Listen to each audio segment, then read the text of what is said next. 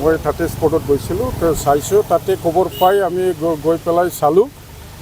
হাতীটো মৰা নাছিলে, বাগৰি আছিলে। ৱাটাৰ ৱে য'ত আছে নিজলা ৰিভাৰত, তাতে বাগৰি আছিলে। তাতে আমাৰ লগত ডক্টৰৰ এটা টীম আছিলে।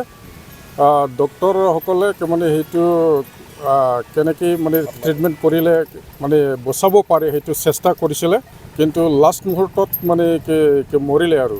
এতিয়া এই হাতীটো এডাল্ট ফিমেল আছিলে, নিয়াৰ এবাউট মানে 20-25 ইয়াৰ্ছৰ আছিলে। এইটো ছাছপেক্টেড এটা পয়জনিং কেছ বুলি আমি ধৰিব পাৰোঁ। তো এনেকৈ মানে পয়জনিং কৰাকে এইটো নতুন এটা মানে কেছ আমি পাইছোঁ। সেইটো ডিটেইলছ ফাৰ্ডাৰ ইনকুৱাৰীৰ কাৰণে মই ৰেঞ্জাৰক অৰ্ডাৰ দিছোঁ।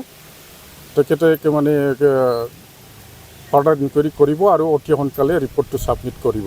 হাতীটো এটাই আছিলে, তাত মানে ব্লাডি ডায়েৰিয়া যিটো মানে পয়জন খালে মানে ডায়েৰিয়া হয়, ব্লাডি ডায়েৰিয়া হয়, আৰু মুখত মানে ক'লা কিবা হয় আৰু ফেন ওলায়, সেইটো পয়জনিঙৰ লক্ষণ। তো এনেকুৱা পয়জনিং কেছ মানে ভৱিষ্যতত নহওক, সেইটোৰ কাৰণে আমি ব্যৱস্থা ল'ম।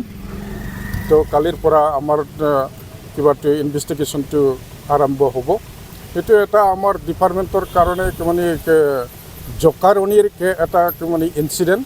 এনেকুৱা হ'ব নালাগিছিল, দুৰ্ভাগ্যজনক যে মানুহে মানে শিক্ষিত হৈছে, মানুহে মানে সভ্য সমাজ গঢ়িছে, মানুহে মানে চন্দ্ৰত গৈছে, কিন্তু প্ৰকৃতিৰ লগত মানে মানুহবিলাক কেনেকৈ প্ৰকৃতিৰ নিয়মটো মানি চলিব লাগে এইটো আজিও মানে শিকিব পৰা নাই।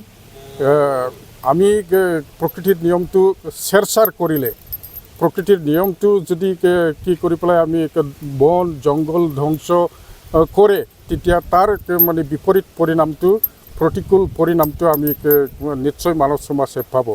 এনেকুৱা মানে নেচাৰৰ ওপৰত, প্ৰকৃতিৰ ওপৰত যিটো ক্ৰুৱেল্টি, এই ক্ৰুৱেল্টিটো আমি ডিপাৰ্টমেণ্টে কেতিয়াও সহ্য নকৰিম।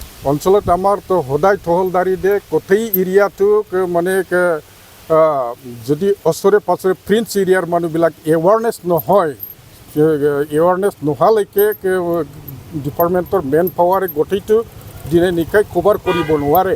সেইকাৰণে মানুহবিলাকে বুজাটো ভাল। সেইকাৰণে আমি ৰিকুৱেষ্ট কৰিছোঁ, অনুৰোধ কৰিছোঁ, মানুহবিলাক বুজি উঠক যে ৱাইল্ড লাইফ আৰু নেচাৰটো আমাক কিয় লাগে, সেইটো বুজিব লাগে। Female 20-25 years.